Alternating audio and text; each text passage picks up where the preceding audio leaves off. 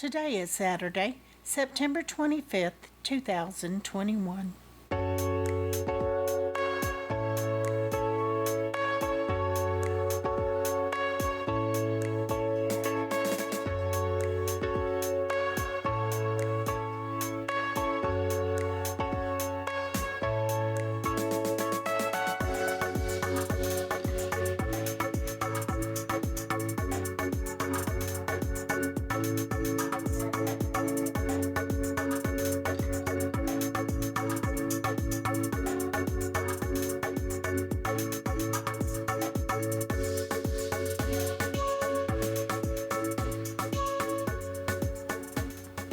Welcome to the Survivor Fans Podcast. I'm Joanne.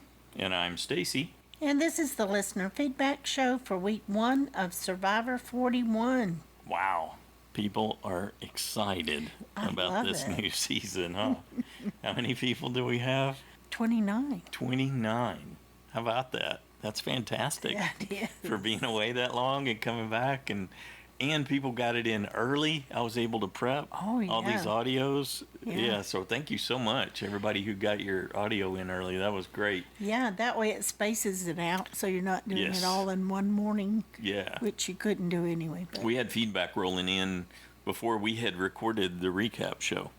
People were already calling in the voicemail line. We had 3 people already. Yeah, and it just kept coming every day, a little bit, that weren't Pete. Pete's usually always the first one. Yeah, that's true. Yeah. It's like, we have 3 audios, and it's not even Pete. They beat you in this time, Pete. Oh, my goodness, yeah. So we got a lot to get to. Is there anything we need to say before we dig in? No, let's just do it. All right, first up is our guy, Pete. Hey, Joanne and Stacy. This is Pete from Boston calling here. Oh, it was so delicious to have Survivor back. And this was an epic premiere. So I get a great big phenomenal premiere. You know, Jeff came out in the beginning. I'm glad he didn't talk for 90 years about these advantages. I'm glad we got to see a lot of the camp life and the strategy, and we got some good airtime of the challenges too. Not just about these crazy twists that were going on too. Loved it.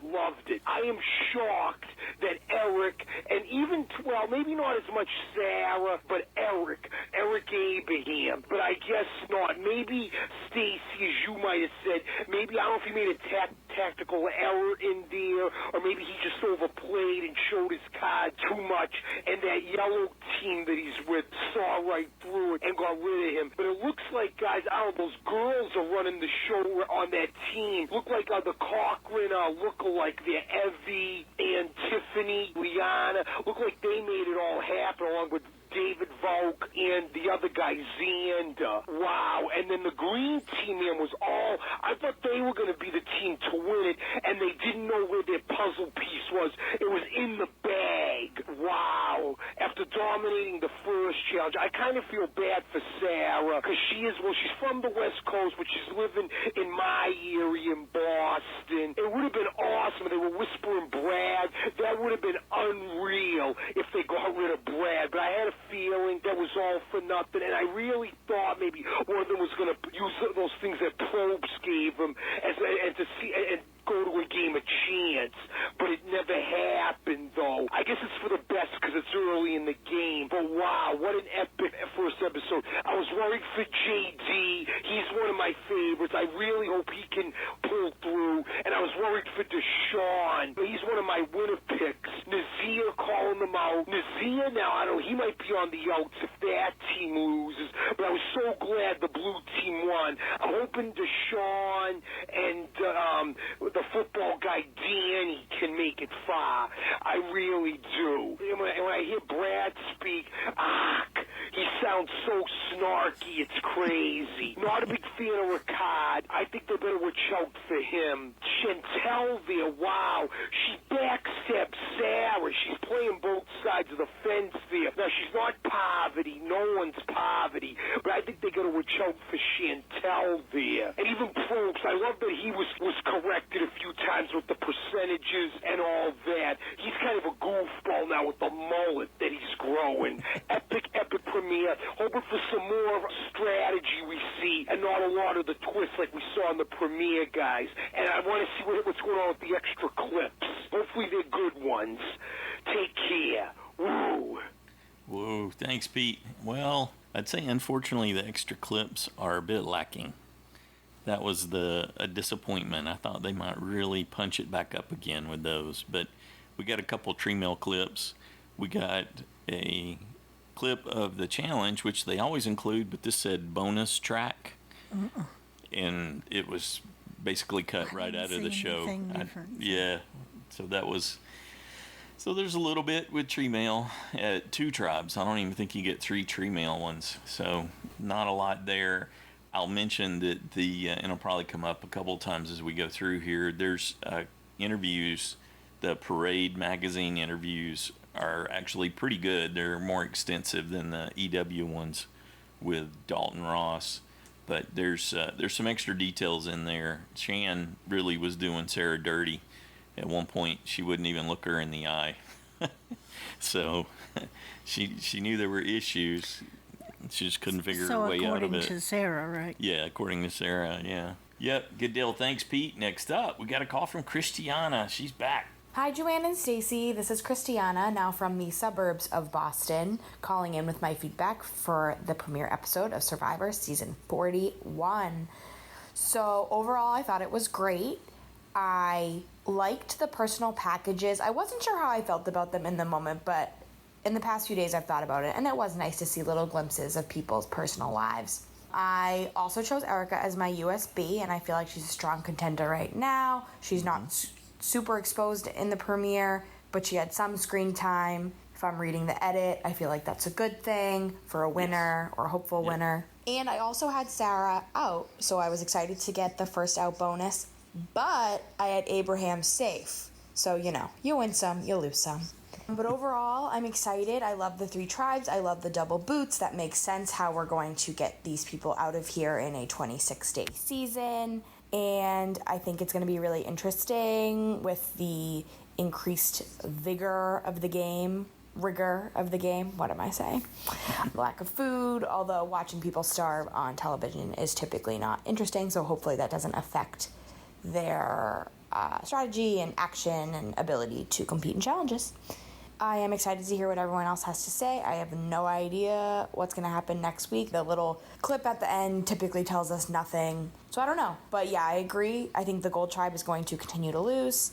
And I think that second tribal spot is going to be a toss-up between green and blue, with probably blue taking most of the competitions until they merge or swap. Curious to see if they'll go a 3-2 swap. I don't know if that's ever been done before outside of in Philippines when Malcolm and Denise's tribe just disappeared after a while. But yeah, should be a good season.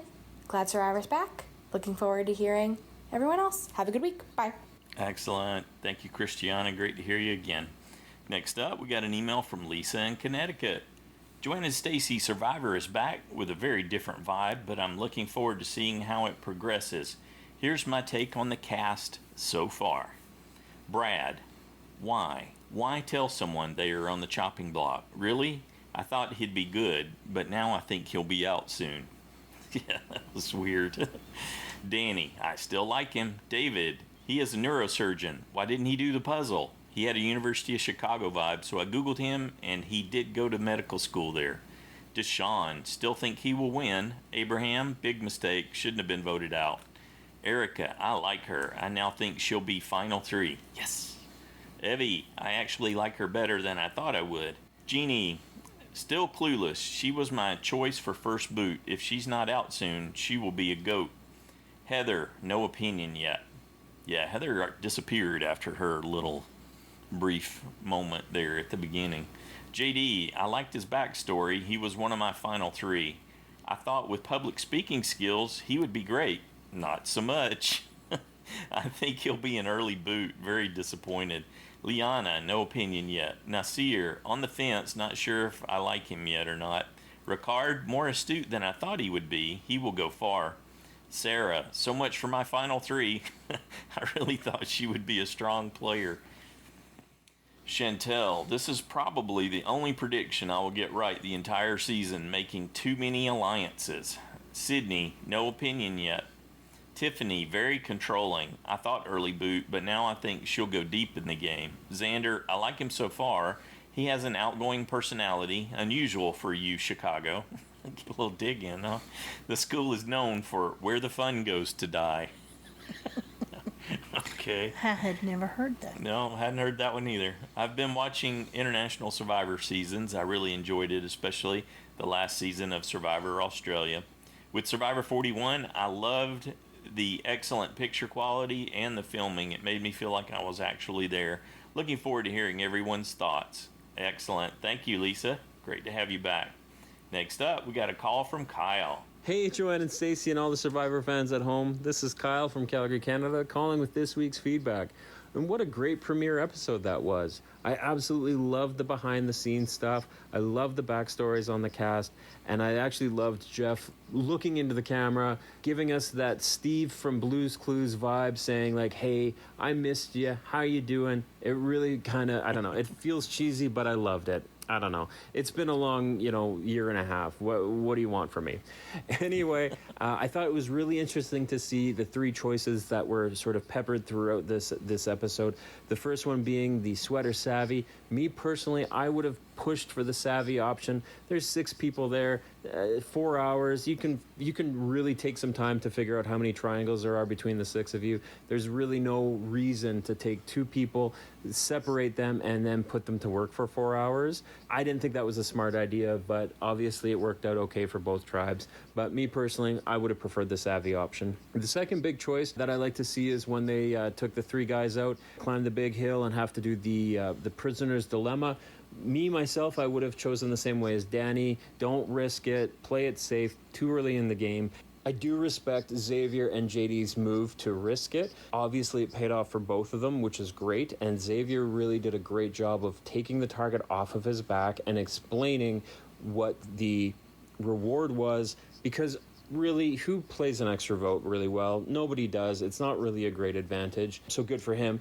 JD is playing so hard, and I think he just needs to calm down a little bit. He's a smart kid. He knows what he's doing, but he's just got to take his foot off the gas a little bit and coast a little bit in terms of what he's doing. He's fooled them, which is great, so now he's got an extra vote, so let's see if he can use it. The third choice was obviously Sarah's choice to not use the save herself dice option at tribal. I think that this is a really great twist to the game, and I think it could be really exciting if it plays out, but unfortunately she didn't use it effectively and she got the boot, and maybe she just thought her alliance, if you can call it that, was stronger than it actually was. Lastly, I want to talk about Jeff's decision to amend his catchphrase, if you can call it a catchphrase. I have no issue with it, and personally in my own life, I've adjusted my own behaviors by not sending out emails with that heading. I do think it's weird that he put it out to the group as a question to say, is everyone okay with it?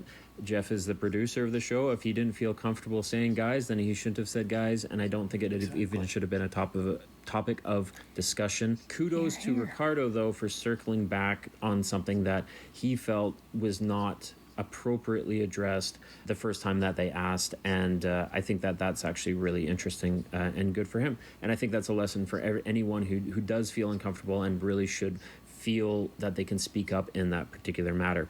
Anyway, that's it for me, guys. Thanks so much for all you do. Have a great week, and we'll talk to you next week. Okay, thanks. Bye. Excellent. Thanks, Kyle. Next up, we got a call from Amber. Hey, Joanne and Stacy. My name's Amber, and I'm from Northern Indiana, and this is my first time calling in to the Survivor Fans Podcast Feedback Show. So, hello, everyone. All right. I'm so happy to talk with everyone, to hear everyone's feedback. First of all, the cinematics for this show were so amazing. I thought the shots were cool, the slow-mos, the sort of like fade away, I don't know the correct terms, but when looking at the castaways and when they're speaking, about their backstories. I thought it was just so great. All of the castaways are so likable, so it's really hard just to root for one person. But my USB is Erica, just like you, Stacy. Yeah. And I also really love Chantel and JD. So those are my 3 sort of like predictions to win the game, although JD's making me a little worried. I love the fact that Jeff was willing to change the iconic "come on in, guys" to just "come on in," which sort of falls flat without the extra syllable. So my suggestion could be, survivors, come on in. Maybe a little dramatic. His deep voice probably would make it sound better than mine. I also really loved just so much about it. Their strategic minds, their interactions with each other. I just think these castaways are so great, and it's going to make for such a good season. So during the immunity challenge, I was like sweating when Luvu wasn't doing well. I was like, oh no, oh my gosh, Erica is going to be voted off, my USB first boot. And then they turn on beast mode and just tore through that challenge. And I was so glad that Erica was able to showcase her amazing puzzle skills. I mean, Deshawn helped as well, but come on, Erica really carried that in my opinion. So yeah, I wasn't right about who I thought my first boot would be, which was either Jeannie or Heather, and I'm so glad neither of them got booted, but I just thought perhaps that could be the case. I asked my 6-year-old son who he thought would win, and he said Eric Abram. Yikes. So I haven't told him yet. So yeah, anyways, thanks for the great podcast. I cannot wait to hear everyone's feedback. And yay, White Rice Wednesdays are back. Woohoo! Awesome. You did fantastic. Good job on your first feedback, Amber. Survivors, come on in. Well, That you could and I, work. well, I love that. Though you and I had talked about it, and we said, well, we'd say, y'all come on in. Or come on in, y'all. Yep, either way. It wouldn't That would fly just come as naturally broad. to us. Yeah, it wouldn't fly as broadly with the audience, maybe. Yeah, good No, deal. But it's all inclusive, so hey. Excellent. Good job, Amber. Next up, we got an email from Robert from Peterborough, Ontario, Canada. Hi, Joanne and Stacy. It's great to hear your voices again now that Survivor is back in our lives. I have some mixed feelings on the first episode. Some of the pacing seemed kind of slow, and I'm not sure I agree with some of the new twists, but I am still excited to see where the season goes. In the first challenge, I was surprised to see the good doctor get picked to haul water. Just from appearances, I thought Abraham looked like someone who would want to do that, and that was before his outlook on the tribe's strength was known. Also, Nasir, did you really think Deshawn and Danny were going to jeopardize finishing that challenge by looking for idols? I think he's on thin ice next week. Did anyone find the hike up and down the hill kind of anticlimactic? I was hoping for a head-to-head challenge with reward for the tribe at stake. Understanding the various outcomes for the risk a vote and protect a vote scenarios took me longer than counting those triangles in the first challenge. As soon as my count got near 40 triangles, I laughed because I knew it was going to be 41. Okay, mystery solved. I know a lot of us have been skipping haircuts in the pandemic, but surely someone could have hooked Jeff up by now.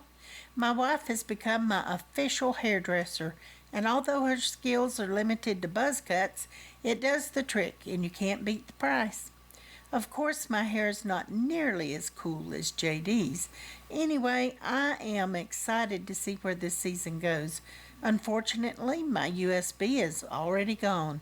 Sarah seemed to have a great start to the episode, but as soon as I noticed her volunteer for the puzzle, I got nervous. The Junior Survivor Challenge was fun. The chance dice thing seems like an interesting twist. I'm not sure how much of a fan I am of zero rice and taking away basic things like flint, but we'll see how it plays out. There are way too many things to discuss, so I'll call it there and let the other fans weigh in. Look forward to hearing from everyone. All right, thanks, Robert. Up next, we have audio from Boother. Hi, Joanne and Stacy, and all you Survivor fans. This is Boother calling in. I just have a few comments on the premiere episode. First of all, I think the players' names is how we should refer to them. How they refer to themselves is how we should refer to them. It's too bad Paul's roster has other names, but I think they should be changed. So David should be Voci, and Eric should be Abraham. On the Flint challenge, the sweat versus brains, if I was playing, I would have pushed for the tribe to figure out the triangle puzzle. That would keep the whole tribe together. Dividing the tribe up for two people to work the water torture challenge, that was not good. They were all fresh off the boat. They had full stomachs, and I think they could have done the puzzle together and would have been a better team bonding experience. Well, Danny's strength was certainly showcased in this episode. He did the water challenge, and then he took that hike up the mountain. Wow, is he in good shape. His risk a vote versus protect a vote showed his conservative nature, and because he voted for protect a vote, I do not think he's going to get an extra vote. We'll see. Next to the immunity challenge, I was surprised how Yase did so well, getting their crate up that ramp and start on their puzzle first. Very impressive. Just too bad they were missing a piece. Oh, one more thing. On that challenge, I had a feeling Luvu would come from behind and win, which they did, since they're such a strong team. In the tribal council, Evie did an awesome job of fooling Abraham into thinking he would not be voted out.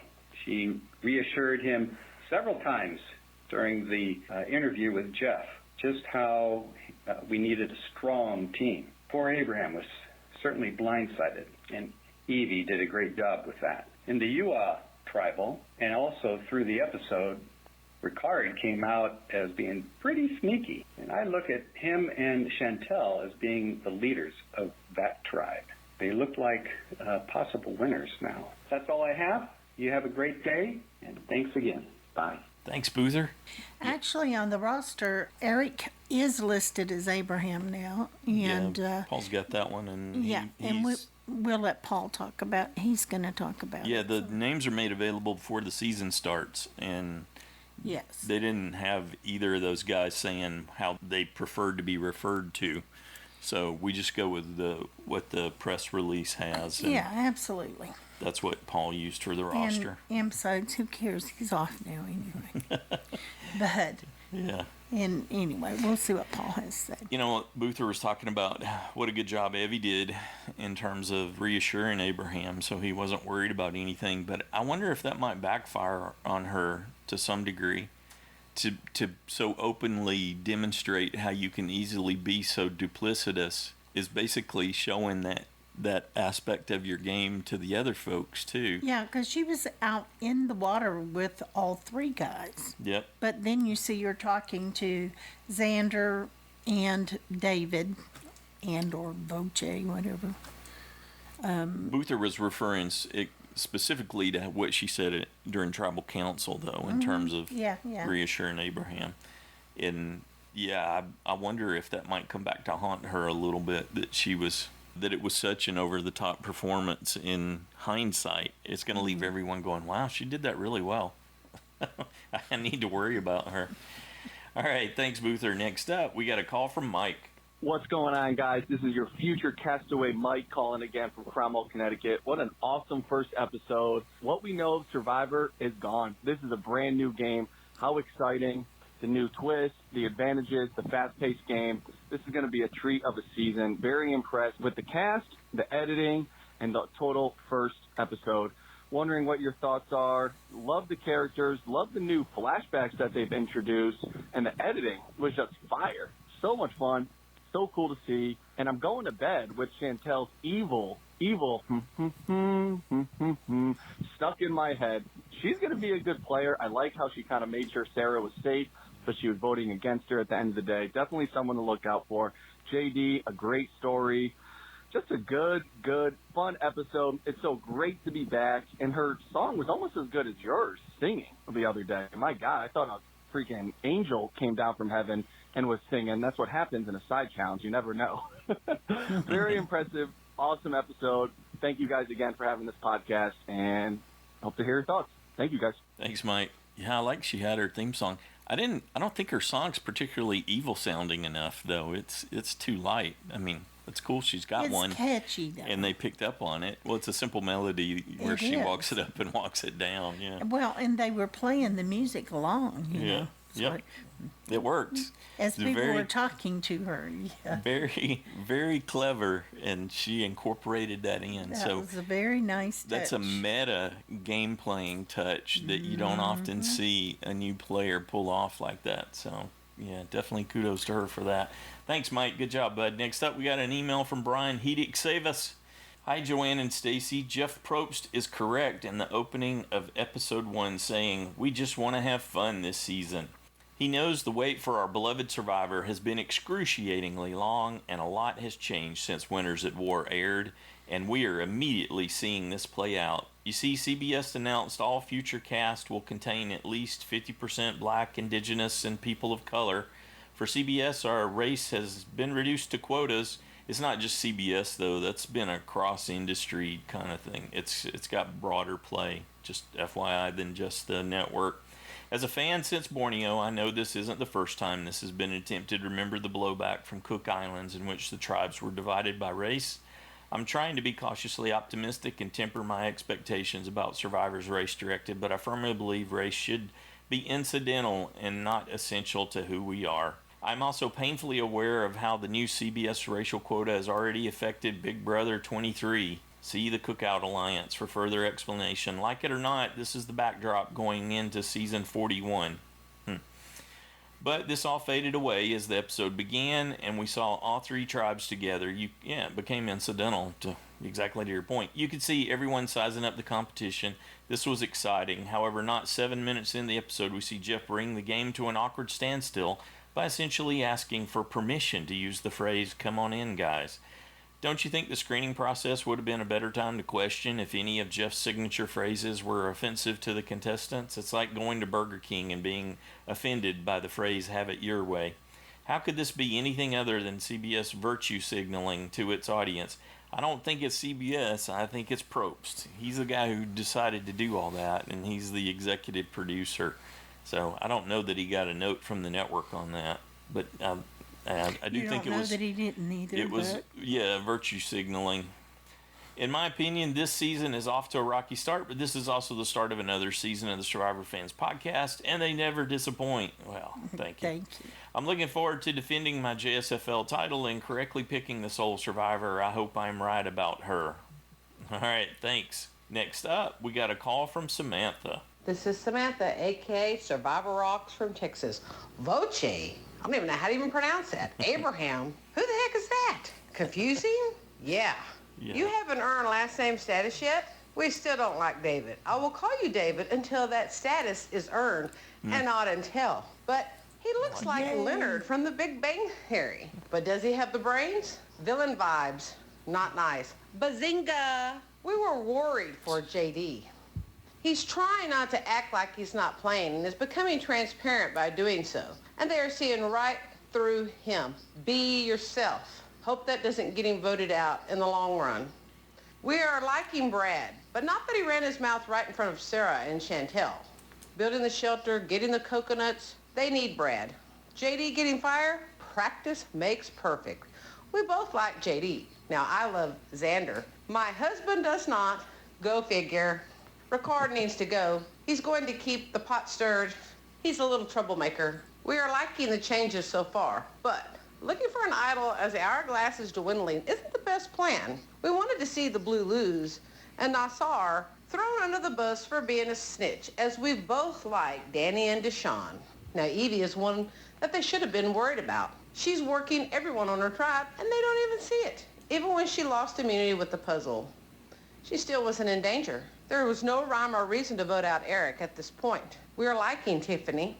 They will struggle in the challenges. Now, Sarah is too emotional, and it's early. She needed to go. Next time on Survivor, Brad is hiding in the bushes. Yeah, definitely. Thanks, Samantha. the interviews, especially the parade interviews, give you a little more insight into things going on there. And Sarah had lost her grandmother to COVID, and she said she felt like she was getting signs while she was there from her grandmother, and so it just sent her into a tumble emotionally, even though her plan was to not be so empathetic. It got flipped around when, Ricard's sharing the story about his 22-month-old daughter back home, and when she heard the personal stories, it's what you always think. You want to be able to separate it and make it just business, the way Eric was saying, but if you're going to attempt at all to connect on a personal level, you're going to have a reaction unless that part's missing from you. Yeah, that's just human nature. Mm-hmm. Yep. Next up, we got a call from Rebecca. Hi, Joanne and Stacy. This is Rebecca calling from Northern California. And how great is it that the show is back and your podcast is back and the Facebook page, which was always there, is back. I'm just so happy. I love the show. I love the first episode. I love that you got to peek behind the curtain a little bit, like when you pulled back and you saw all the crew members. I was a little surprised. I'm like, wow, people who put this show together.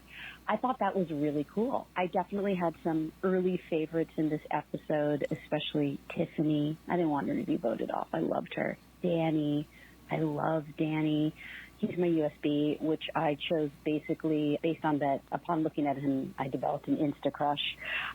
JD was adorable. Didn't want him to be voted off either. I kind of feel like these three are definitely going to go far in the game. They have great personalities. They have great stories. Loved Evie. Loved her vibe. Especially Xander, Danny, and JD. They were all really motivated and really eager to get in the game and move forward. I thought it was cool.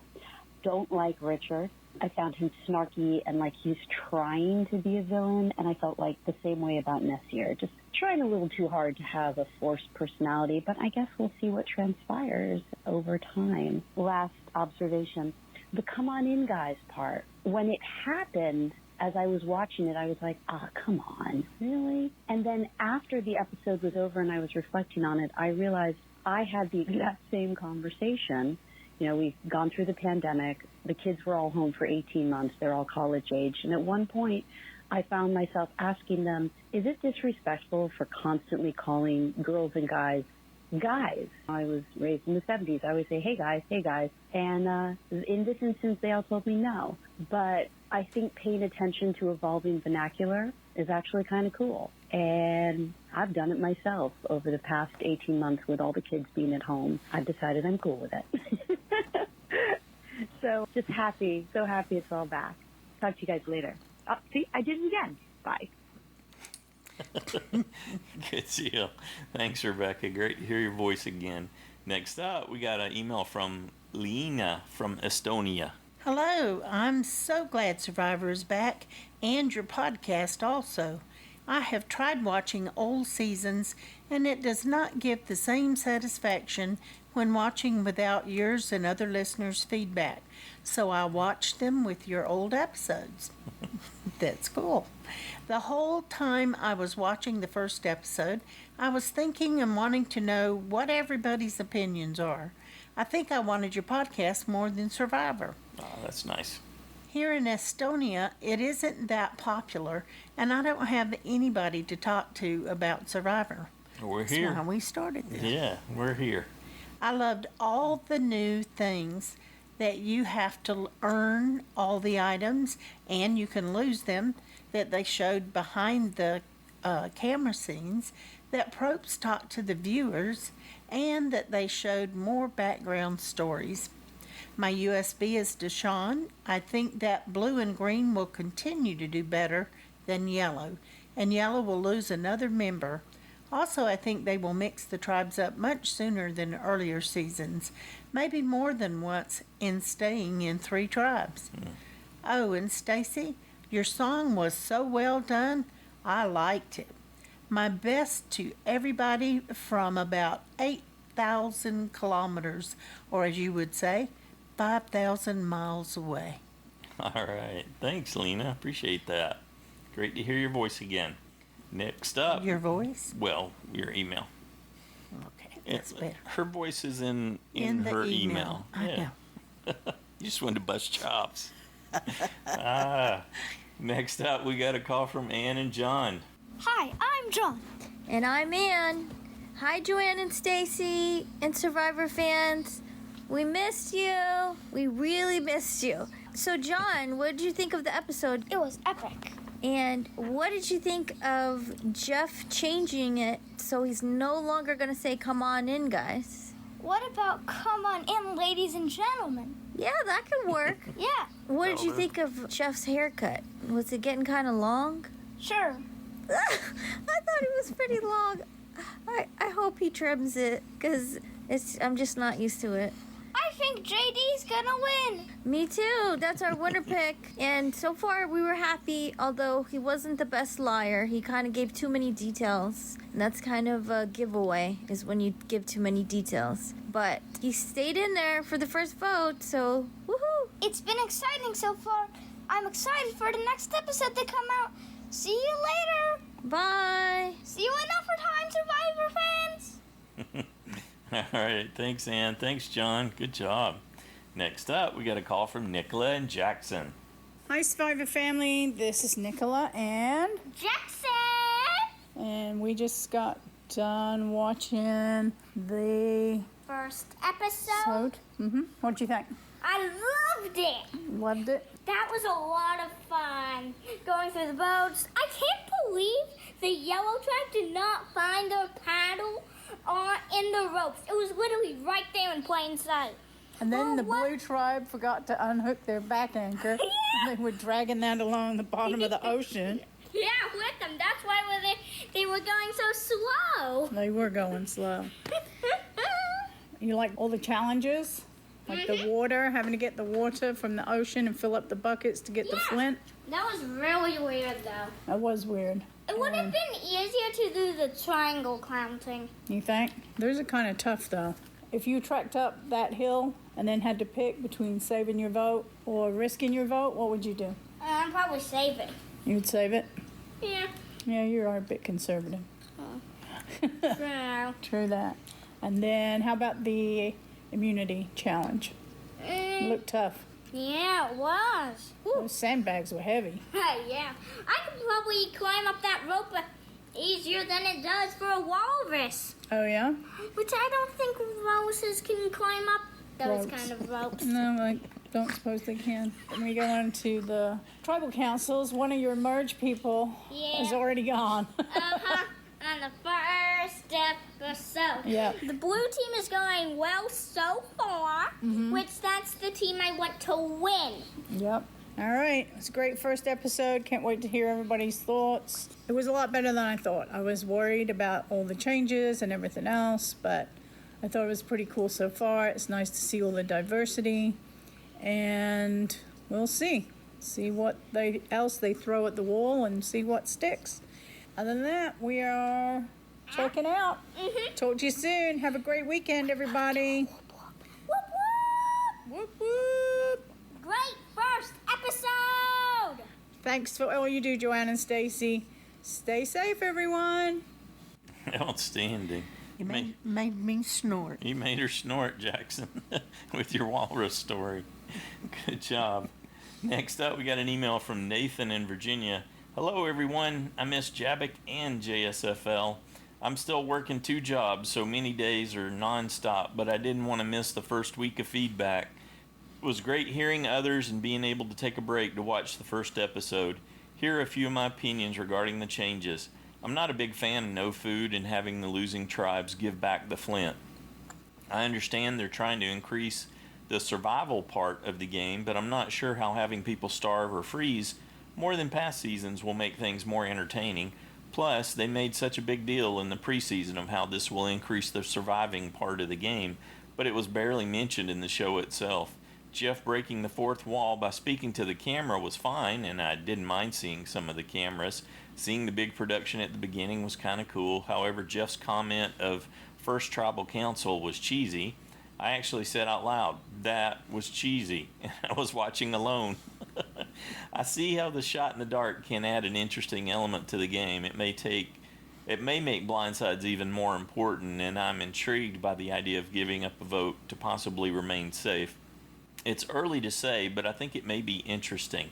I guess I'll have to revisit after the season to see how it goes. Overall, it didn't seem to have changed too much. It seemed that they overhyped the new game aspect, but perhaps there are more coming in future episodes. Although most of us are probably glad there weren't drastic changes since we all loved the original Survivor. The first episode was good, and the 2 hours seemed to go very quickly. It did, didn't it? I did miss watching the tribe's attempt to build a shelter and the interactions that happened during that time. It seemed strange not having that time in the first episode.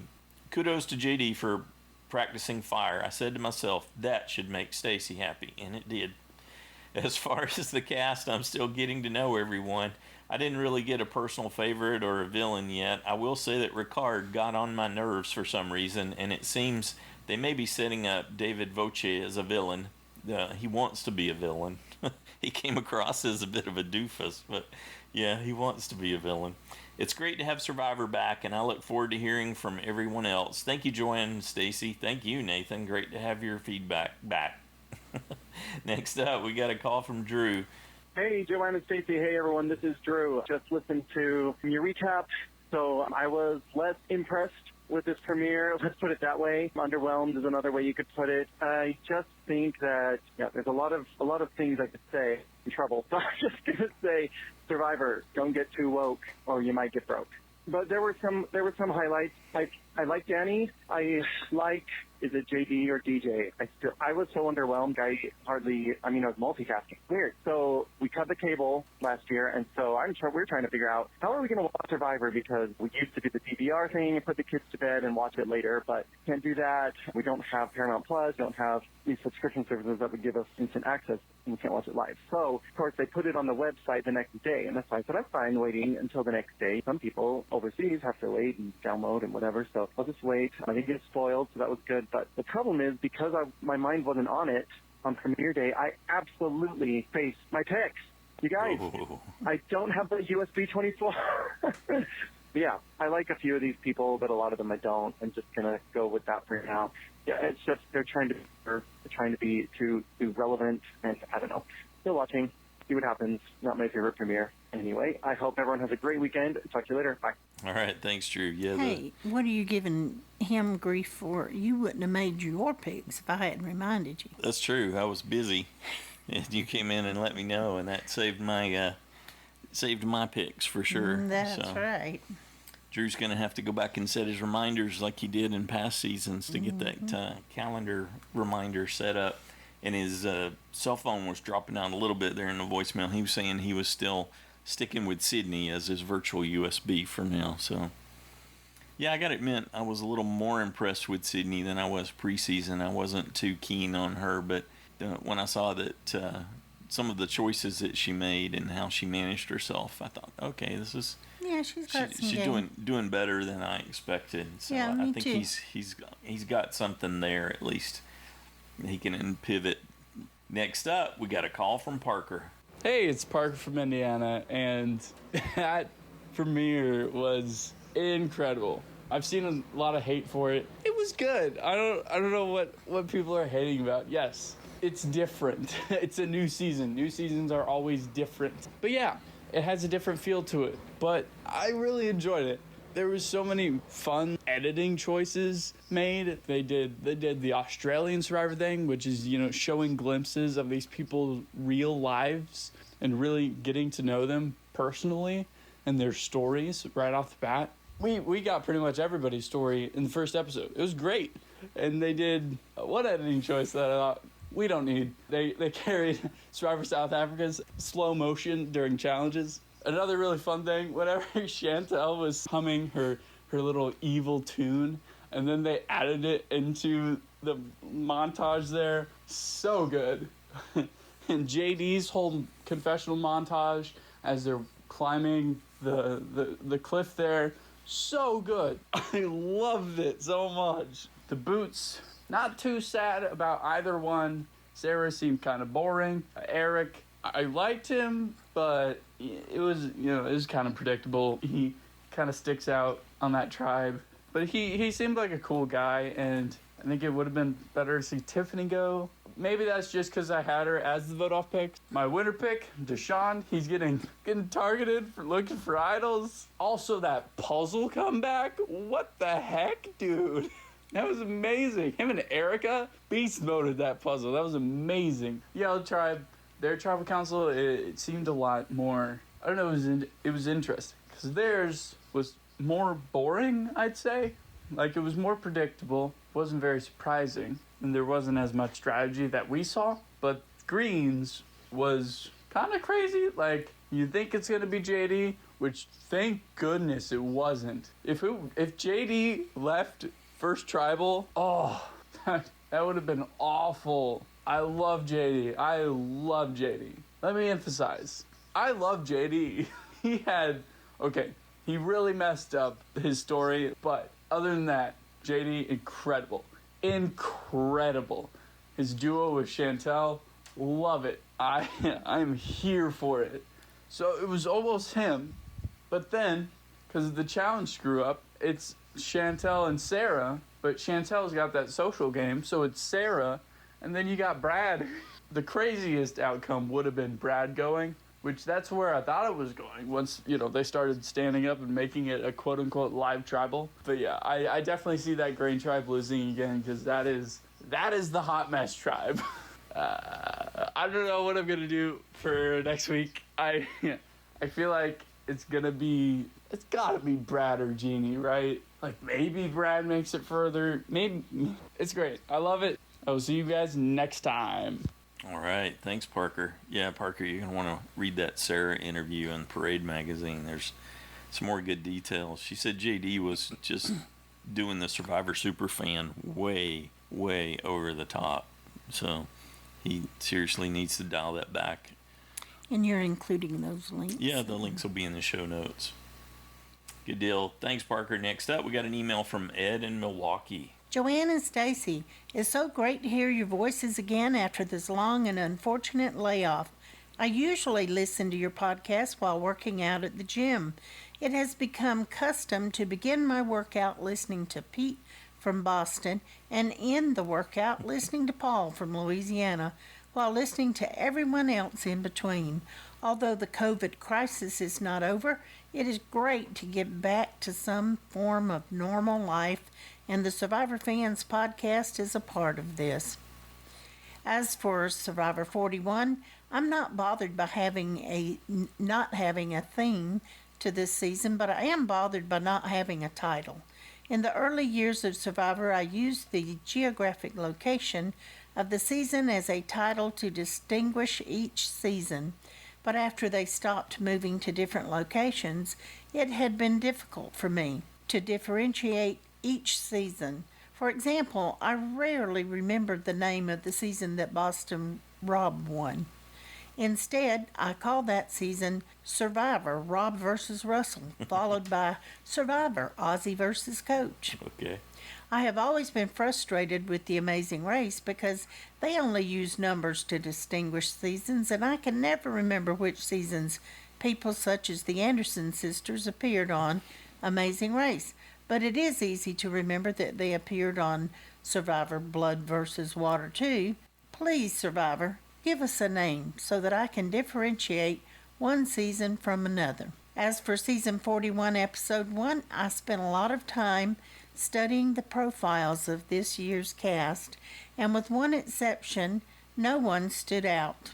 The preseason data identified several people as strategists, several as old school, moms on vacation, etc.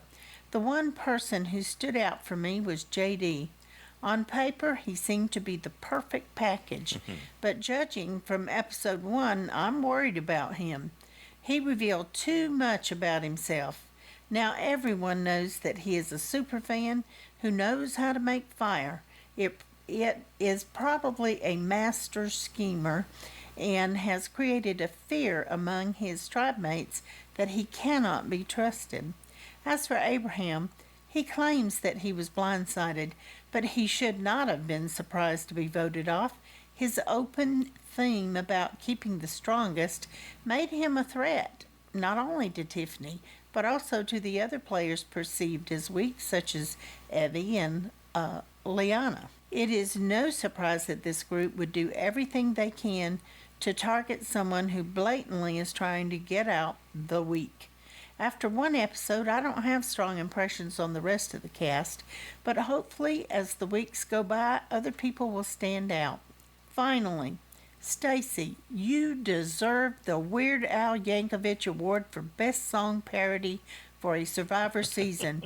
It was a great performance of a great parody of a great song with lyrics. All right, thanks, Ed. Great agree. lyrics. Great lyrics. That's Great it. lyrics. Excellent. Thanks, Ed. I appreciate that. That's nice of you. Next up, we got a call from Noelle. Hi, everyone. It's Noelle calling from Albuquerque. I enjoyed the first episode. I thought the intro that Jeff did was cool. I love the behind-the-scenes glances that we got at production. And then I started paying close attention to who got early confessionals because over the break, hiatus, whatever you want to call it, I rewatched all 40 seasons. And I noticed that the winner tends to get an early confessional. So Evie was first, then Danny, then Tiffany. I'm waiting to see my USB Sarah. Like 5 more confessionals go by and they're all, super excited, so happy to be playing Survivor. And Sarah's first confessional is, last year was the worst year of my life. She's seeming kind of fragile. I'm thinking, oh, that's not good. But after all, Mike Holloway had a really bad first episode too, right? So it's fine. We can recover. I see a lot of people wearing sweaters. That's really smart. We've heard from contestants that it can get cold out there, and one of the things that's always on my mind is being cold at night. I really hope they get their swimsuits this year. I don't want to see people running around in their dirty underwear, and it has come out that not having a change of underwear is particularly disadvantageous to the female contestants. So that's not cool, and they need to fix it by giving them swimsuits this season, please. I start noticing that we're getting kind of a swan song for JD, he's getting long confessionals, he's getting lots of background information. And I'm thinking, okay, I guess JD is going. My USB is safe. It's going to be okay. And I'm thinking, not only is Chantel just so engaging and great on TV, I hope she goes for a long time, but I was also really enjoying Brad. He really shined, I think, in the episode. Then he says he wants to vote out my USB, and I'm thinking, oh, maybe I don't like Brad. And the thing where you put the dice in the urn, you give up your vote for a 1 in 6 chance at staying. Wow, what a risky thing to do. It's a really cool idea. I hope somebody tries it because that'll be fun to watch. But I'm thinking if your vote can't save you, then that little rock's not going to be able to save you either. How did production sneak those little notes to Xander and JD without being noticed? I'm curious about that. Speaking of getting some background in there. Then my USB goes home on the first episode. Wow, brutal. I've heard of it happening to people before, but this is the first time for me, so it'll be kind of cool, though. I'll get to watch a lot of the game play out before I have a chance to pick a new one, and that'll be fun, I think. So I'm thinking maybe Evie. We'll see how far she goes before it's time to pick again. I don't want to get too attached to Chantel because I read that she has MS, so I'm very worried that physically she won't be able to hang in, but I look forward to her proving me wrong. As for next week, I'm eyeing Jeannie. I really like her, but it seemed like she was the only one out of both tribes who was out of the vote. So maybe she's next to go. We'll see. Good luck to everybody in hoping that your USB didn't get voted out. And have a great week. Bye. Oh, I love that. I loved how you were looking at the episode. Well, we had kind of been thinking about maybe Jeannie cast her vote for Ricard in case Sarah played her die. Mm-hmm. Yeah, it's interesting in the interviews. It seemed like they were kind of all over the place, and so it would be easy to see. The episode too. Yeah, yeah. When she was providing extra backstory about how it was just before they went, and then things that were happening in tribal, that it was really unclear. And Sarah said she didn't want to potentially lose her vote and go home because she lost her vote, like in a 3-2 kind of scenario or something like that. So she was trying to factor all those things in, and she was leery of losing that power. Yeah, there's just so many factors. It's some great insight into the real difficulties of making decisions, and you add the time factor. You only got so much time to make that decision, and we know so many of the reality shows are based on that, compressing the time available to come up with an answer, to make a decision. And all you can do is your best. Yeah, and go on. The other thing Noelle mentioned about the notes being placed for Xander and JD, it's no problem for them to, I mean, they're right there. They know who's coming up next. Besides, they can say, hang on a second, from a back area. Or they know Jeff probably says, okay, you're up next. I think Go to Noelle's point, they must have someone go in and like check the urn or check to make sure that the pins, you know, just to check things in between people voting that we don't get to see. Yeah. I think that's more, and so having a constant process means they could slip a note or they could do those kinds of things. There's got to be an easy way that they don't suspect something. Yeah, process-wise, they've got that covered so that you can't suss anything out. Or they have the access where the camera is. You know, it may not be closed on the other side. We don't know. We can't see. They may have access to come in and out where they can't be seen. I guess that's possible too, yeah. But either way, I don't know that it matters if you know someone's in there or not. Yeah, well, we don't know for certain is really the answer, but that's what we suspect. Yep. Thanks, Noelle. Good deal. Next up, we got a call from David. Hey, guys. It's David. Hey, folks. Hey, boys and girls. Oh, hey, Joanne and Stacy and Survivor family. I'm trying to be correct, but, well, we're back after nearly 2 years. And I knew you missed me, Joanne, when I heard you do the Javik show. And you sounded so plaintive when you were saying, we miss you guys, or viewers or listeners, whatever. I knew you were speaking to me. And did I miss you and Stacy? Well, no. I mean, but don't take it personally. I did miss Pete and his woohoos, or Shay, or Sandy, or Rashmi, or Slappy McGee, Parker, or Jeremiah, or Nicola-n-Jackson, or Josh the Plush Moose. Well, there's a reason for that, because I've been watching Survivor throughout the pandemic. I went all the way back to 2005, your first show, and I've been watching all the episodes on Paramount Plus and listening to you practically every day while I'm walking the dog and listening to the listener feedback shows. And I mean, it's taken me all the way from your first show in Palau through all of the islands of the Idols and Ghosts and Exile and On the Edge. In fact, I made it all the way up to the Edge of Extinction, finished that season, and then I just ran out of time. I still had 2 left. So it's been quite a ride, and unfortunately, now I'm only going to hear you twice a week instead of every day. But anyway, I thought the show was great. I liked the editing and the filming. I thought Fiji looked spectacular. I love the way they added the flashbacks so seamlessly into the story. I appreciated Jeff explaining things to us even if we didn't need it, but I can see that it is going to be unexpectedly difficult for the crew. I'm just going to add that I picked Ricard as my USB. This is the first time I'm playing the game. I have no idea what I'm doing, but I can already tell he's playing a little too hard, too fast, too many inconsistencies. We will see how it goes. So glad to be back. Glad that you're podcasting. Hello, Survivor family. Can't wait to hear what the rest have to say. This is David in Pittsburgh signing out. Bye.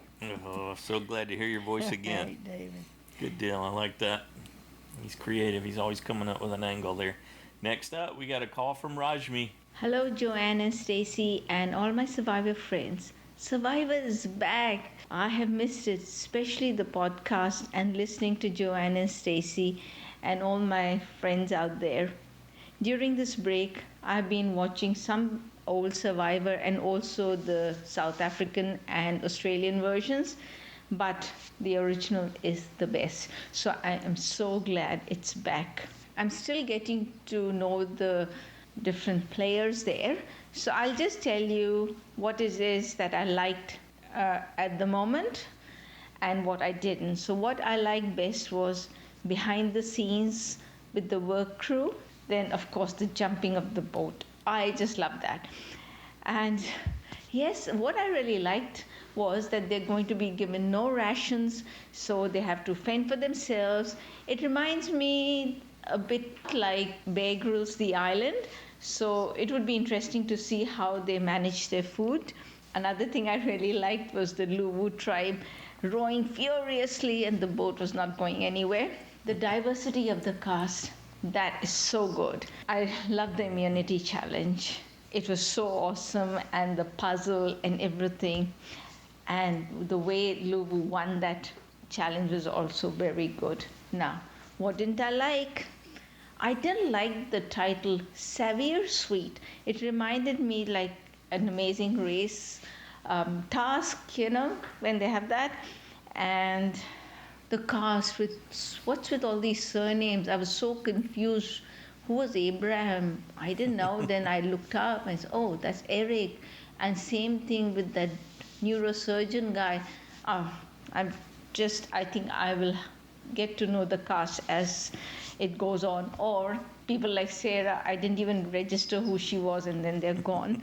I didn't like the idea of the shot in the dark die.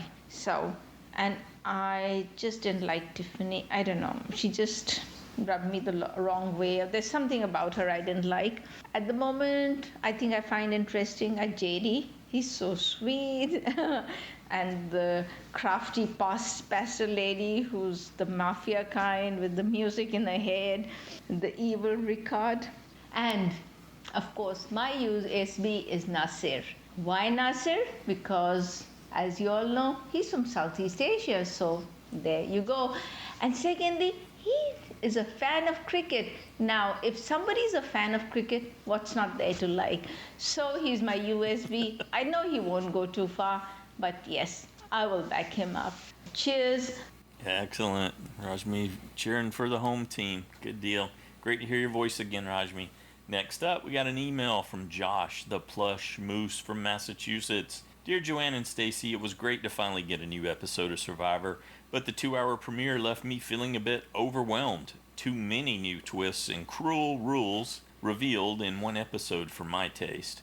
My other observations: I'm not sure I'm a fan of the new cinematic style and its gauzy backstory flashbacks. Piling twist upon twist reminded me of a late 90s WWE trope known as Crash TV, which ceaselessly threw new people and twist into the mix to keep viewers engaged.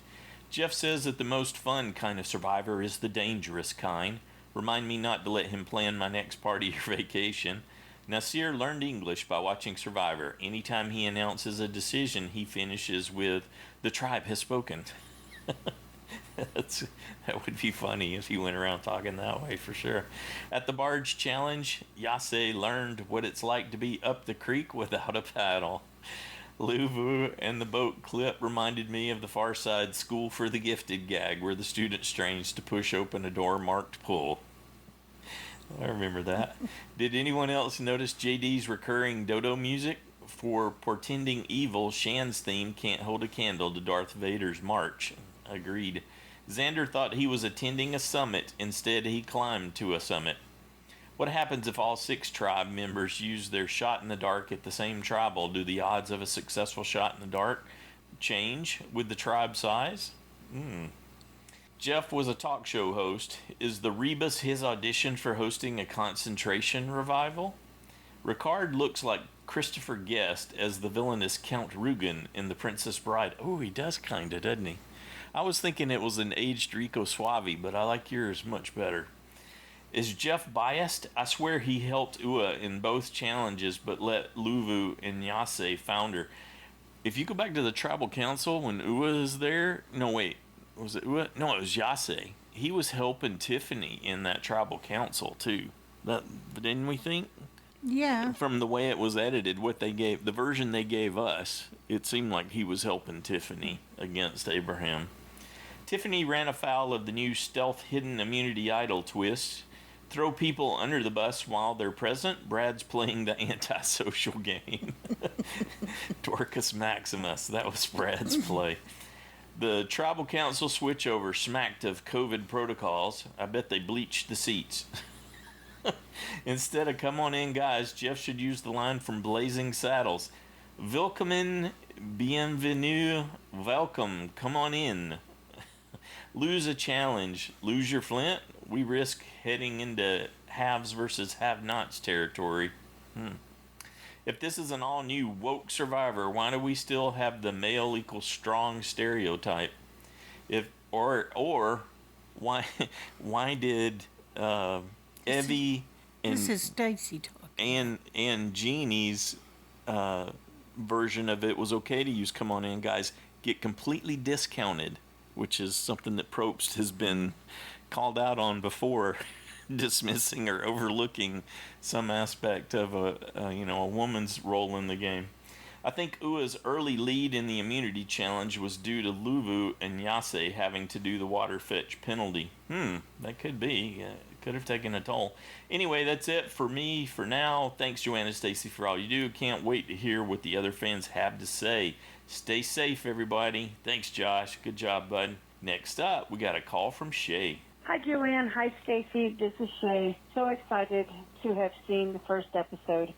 I decided this season I would just write down my thoughts and read from them, and hopefully it makes sense to someone. My first thought: what does everyone think of Jeff's hair? Let it grow or let it go? Something that I loved. I loved that there was a challenge so quickly, and I didn't know whether to laugh at or cry for the blue team as they paddled quickly but moved slowly. Something I hated. I hated that Nasir, whose pet peeves were laziness and lack of initiative, was actively trying to get rid of two men working hard for him and their team. Something I noticed randomly. A few people on the podcast said they felt Rancher Brad's height might affect his game by making it hard to be able to secretly hunt for idols.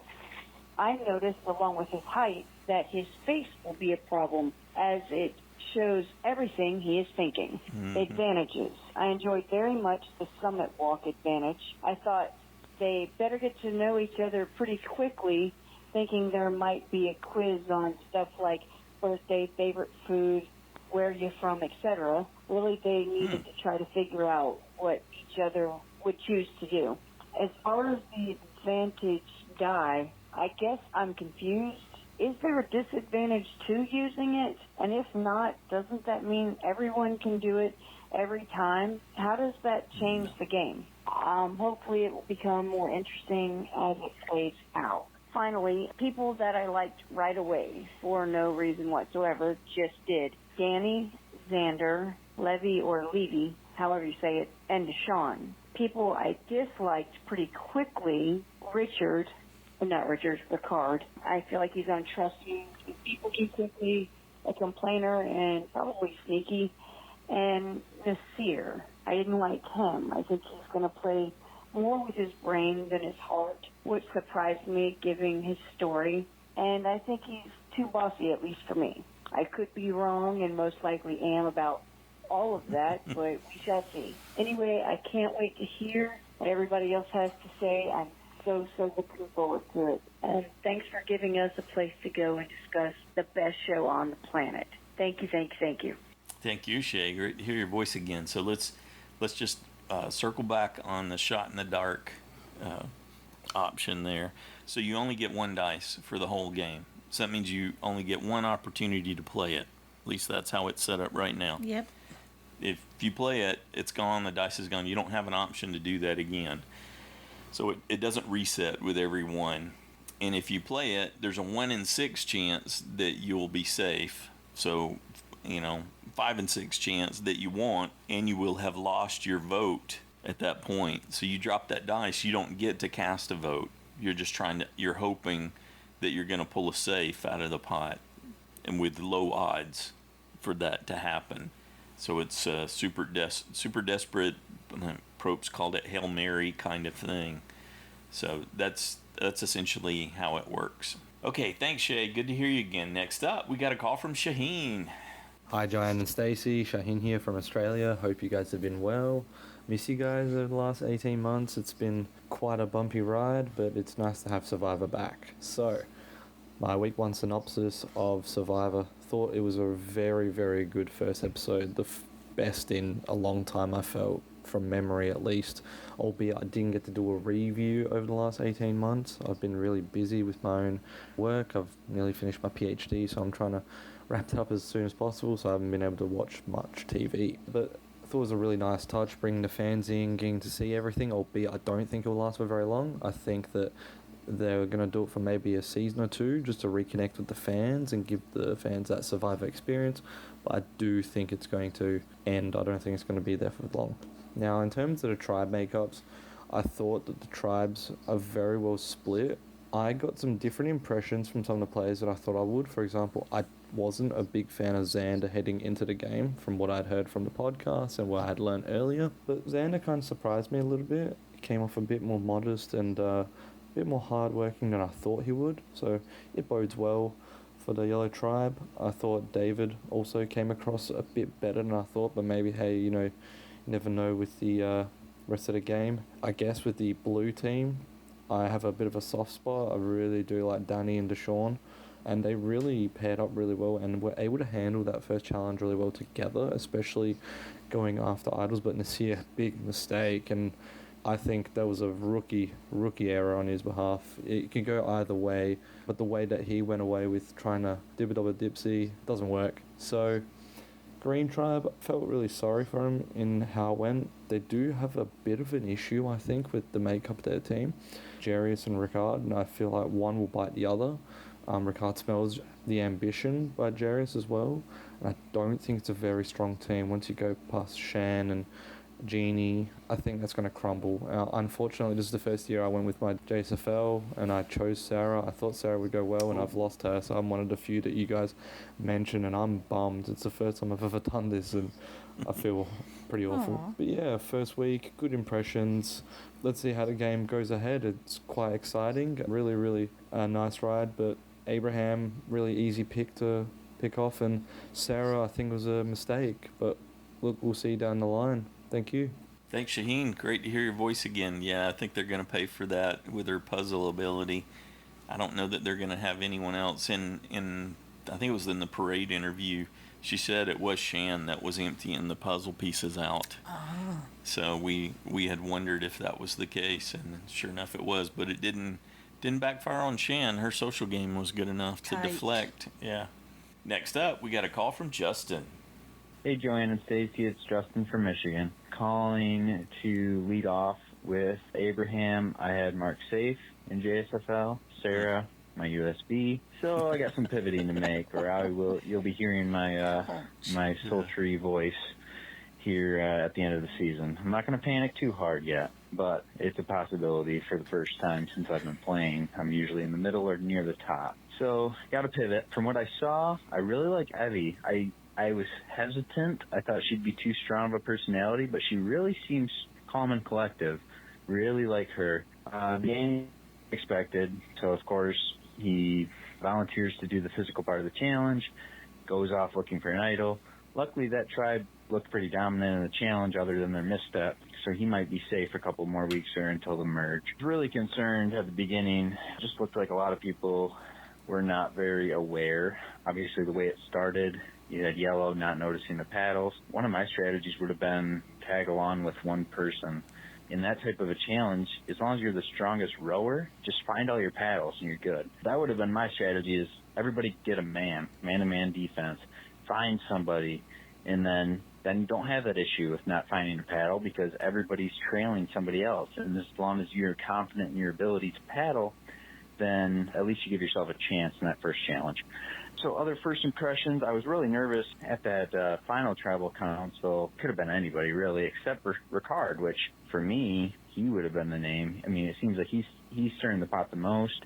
I would have just said, okay, he's going every which direction, let's go Ricard. So, I mean, I was just so excited to have it back. I really like the new format. Hope everybody enjoyed it as much as me. Looking forward to the rest of the season. Thanks. Bye. All right, Justin. Have no fear. Drew's got your back. That's true. Yeah, you're going to be fine in this challenge. You're mean. Next up, we got an email from Cameron in North Carolina. Hey, Joanne and Stacy. I've been very absent this preseason, and I apologize. I had every test and essay imaginable this week, and with that, unfortunately missed the first week of JSFL. So I guess I'll just have to play that for fun for the rest of this mini season.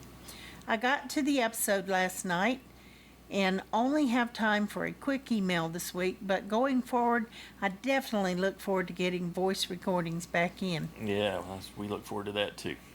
Just a few things I noted about the episode this week.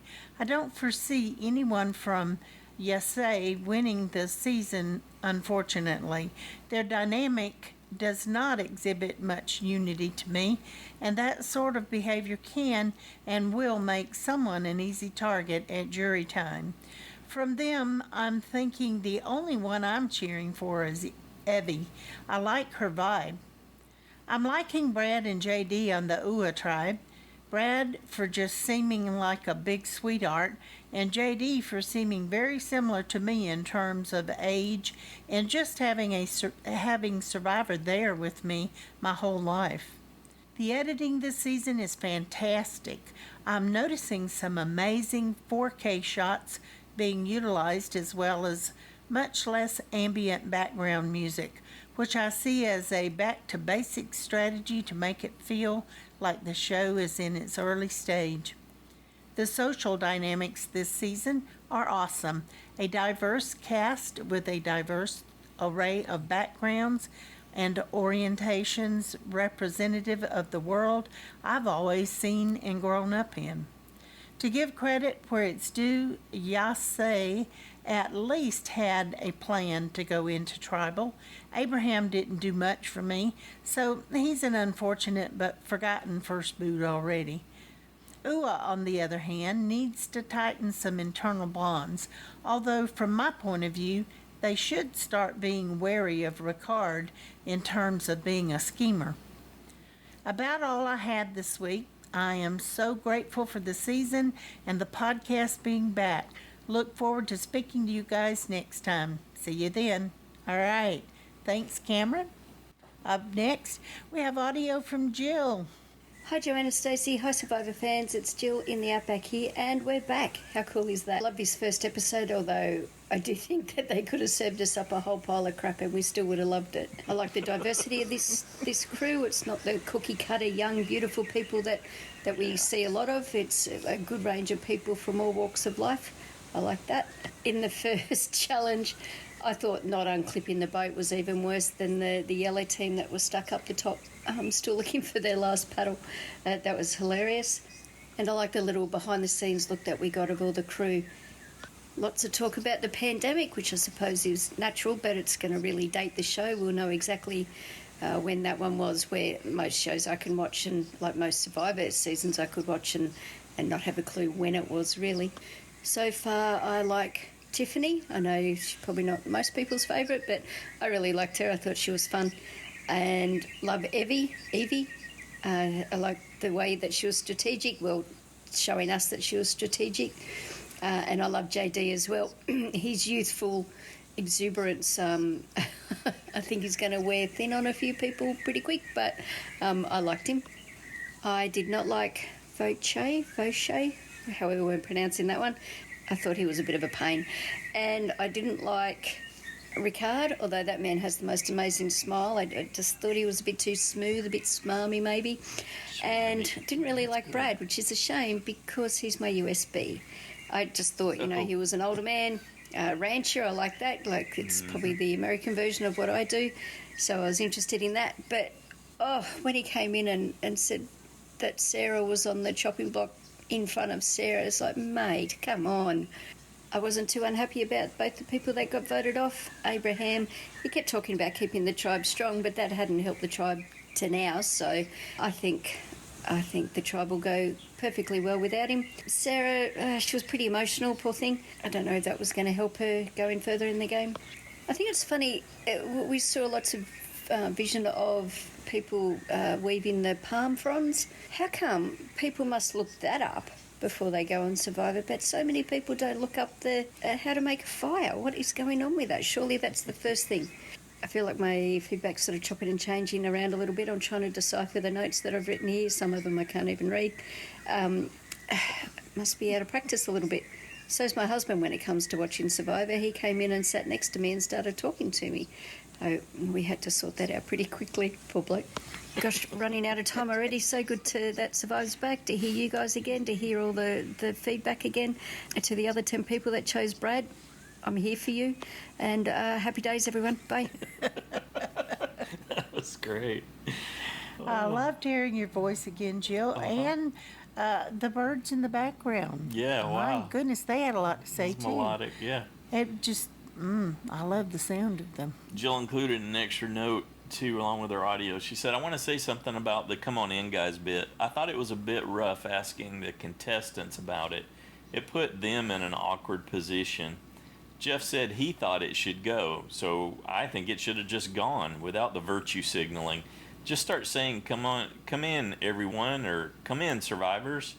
I thought Evie was brave to talk about it straight up, and I'm glad that Ricard felt more comfortable later on to speak up too, but Jeff knew it was controversial, as he talked about not reading the Twitter comments.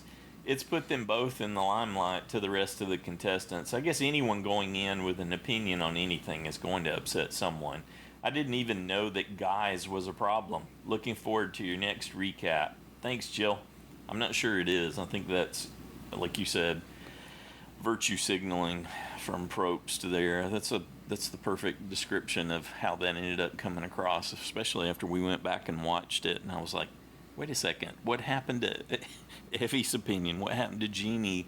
Because they cut to her nodding her assent with it too, and then it's just discounted. It seemed more classic Probst than it did making a change for the good kind of thing. You know, if they want to do some good things, do what Noelle said and make sure that they've got swimsuits, and make sure that the women don't always have to sit in front in tribal council and miss out on what's going on in the back row, because there's been a history of that. Or make sure they're protected from predators that you somehow managed to cast. I think those would be really great things to work on.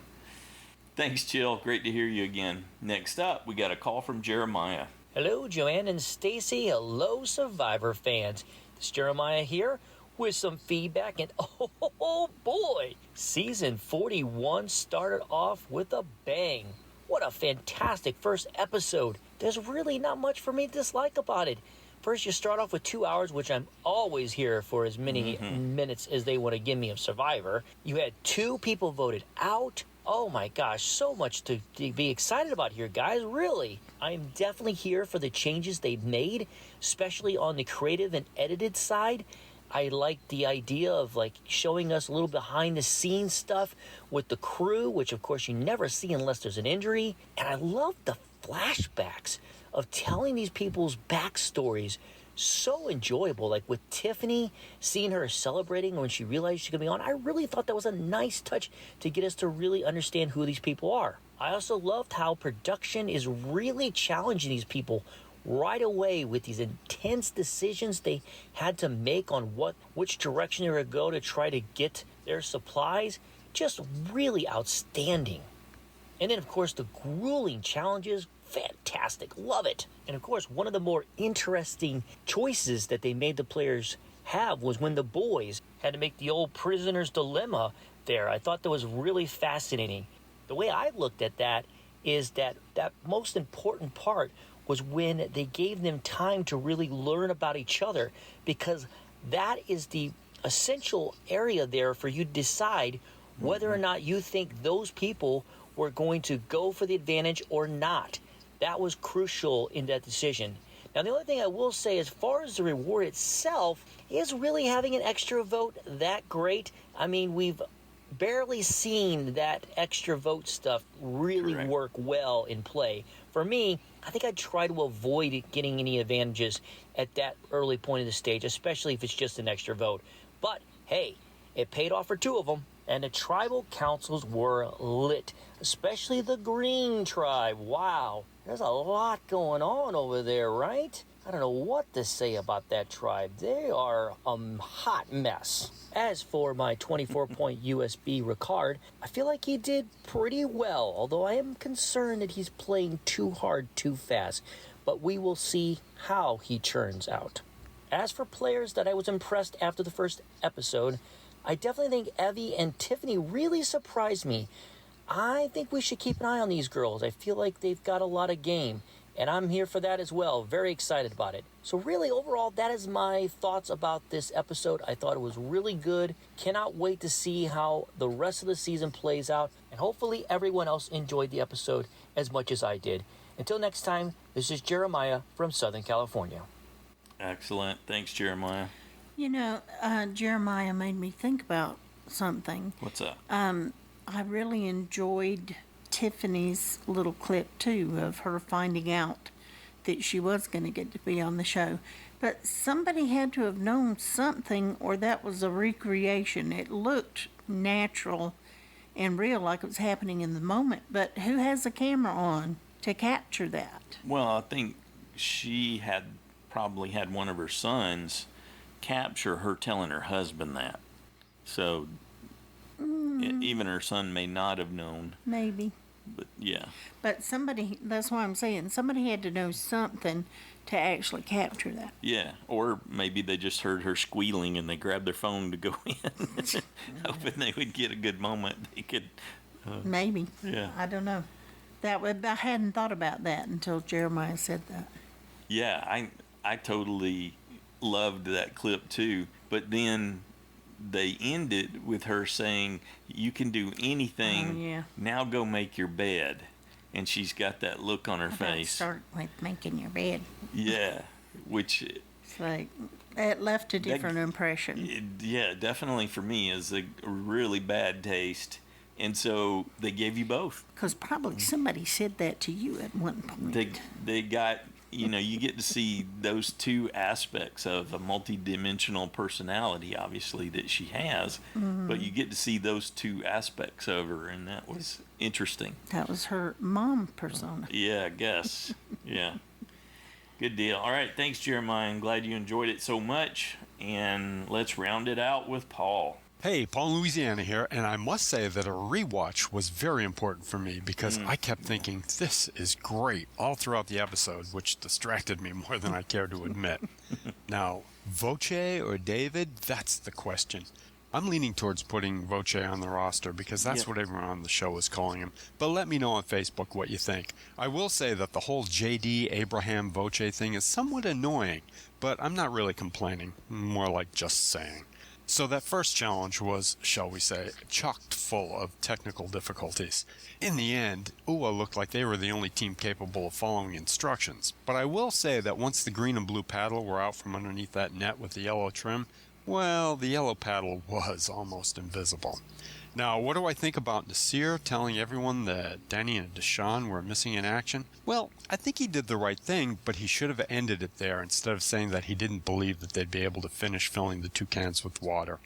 Once they accomplished that task and brought home a reward, Nasir's tribe ended up doubting him, and that just paved the way to distrust. It'll be interesting to see if this continues to hurt Nasir, because we all know how new drama tends to put old dramas completely out of mind. As for JD, well, he has to be his own worst enemy. The fact that he's so incredibly bad at telling a story wants me to hear how he pitches his gameplay if he makes it to Final 3. Or will there be a Final 2? Because I do think that's a possibility this season. Now, JD was telling the truth for the most part, and he couldn't even get his tribe mates to believe that. Meanwhile, Danny had his tribe completely in his hands by speaking so intelligently and succinctly. Maybe I should try that here myself.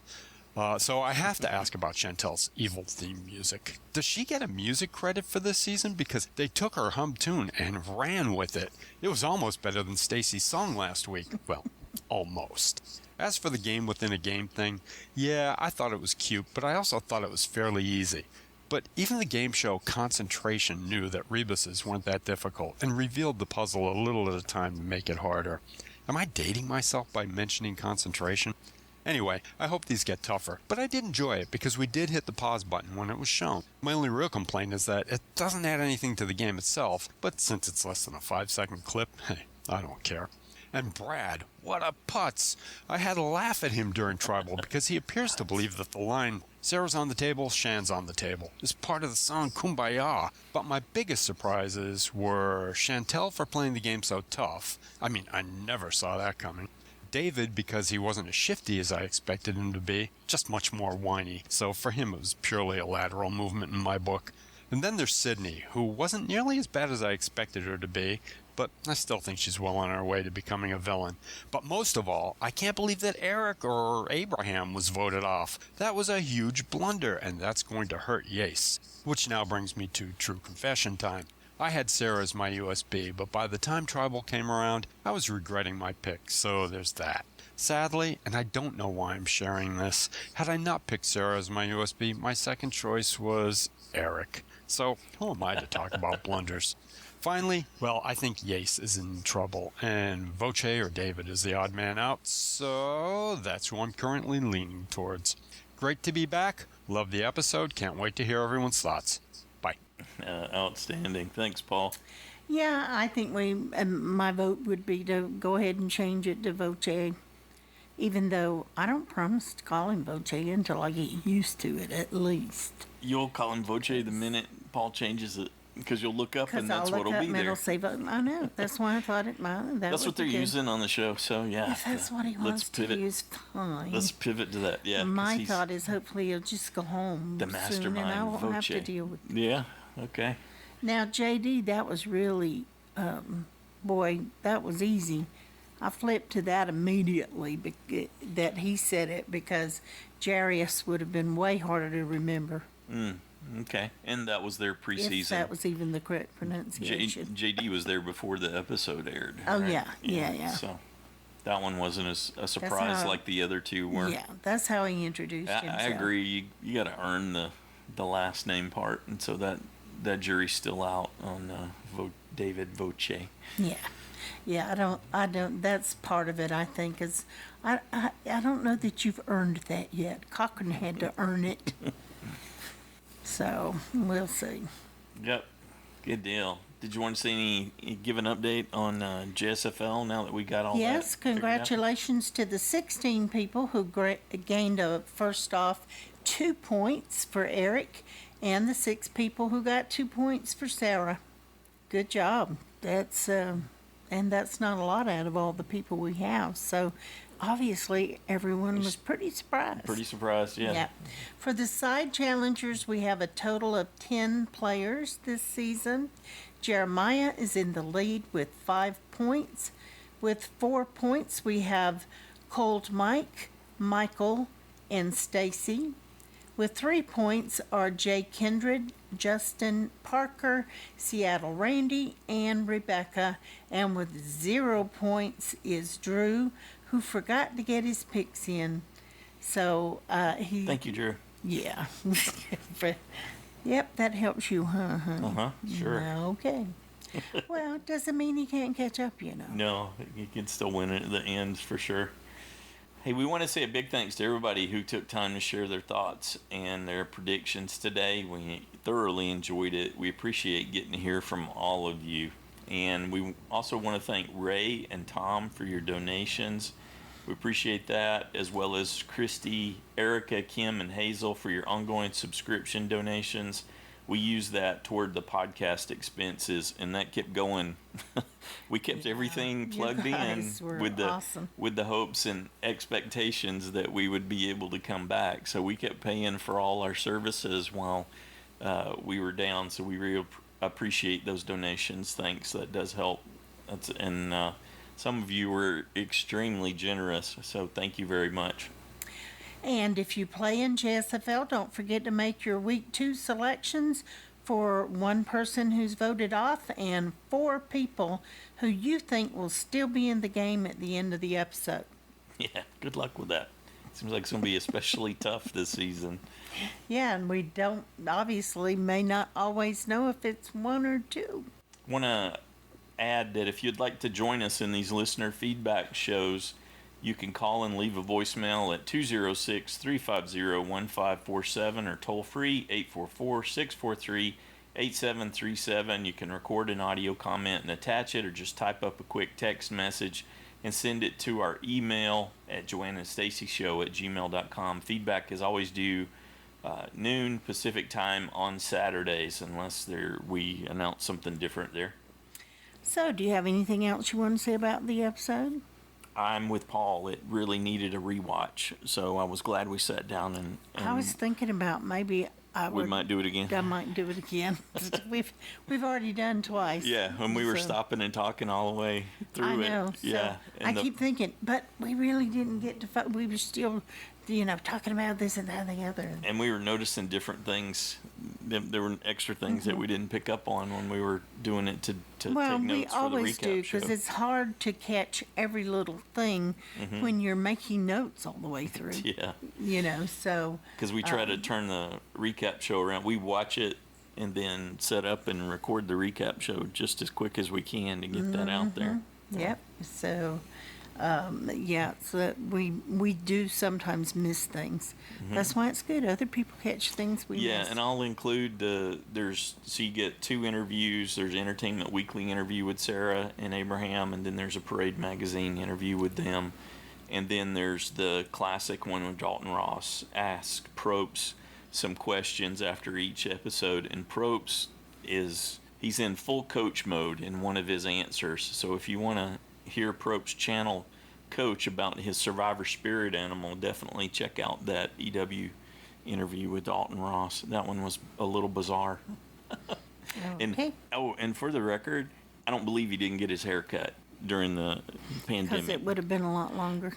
Well, mine is, and my hair doesn't grow exceptionally fast, and mine's down to like the middle of my back now, and I haven't had a haircut since February. I think my last one was February 2020. Yes, it was. So for him to just have a mullet, I think he's fudging a little, but that's that Hollywood creative license thing. He's one of us. Maybe he didn't get a haircut once he got out there because they had to isolate for a few weeks. Yeah, and he got his mini mullet from that, sure. Or the 2 weeks they had to isolate, and then the week that they usually prep and that kind of stuff. So his hair could have grown that much. Maybe that's it. It's just as someone who yours took is the really pandemic long. haircut challenge, I know for a fact that he's had one. I still don't know who this man is in my house. Okay. But I kind of like it. All right. Except for you get hair everywhere now. Yes. I'm used to it's having different. no hair. Right. And the now buzz it's cut. like, there's what is this long strand of hair? It's every other week you're Certainly not accusing me of mine. using your brush. Did you use my brush? I picked up my brush and there was a long hair on it. But no, it There we just go. gets everywhere. No, I got my metal hair now. I just need to learn how to play some metal riffs on the ukulele, and I'll be good to We go. digress. Yeah. All right. Okay, we look forward to the next episode, and we will be back on Wednesday with our recap. Have a good one.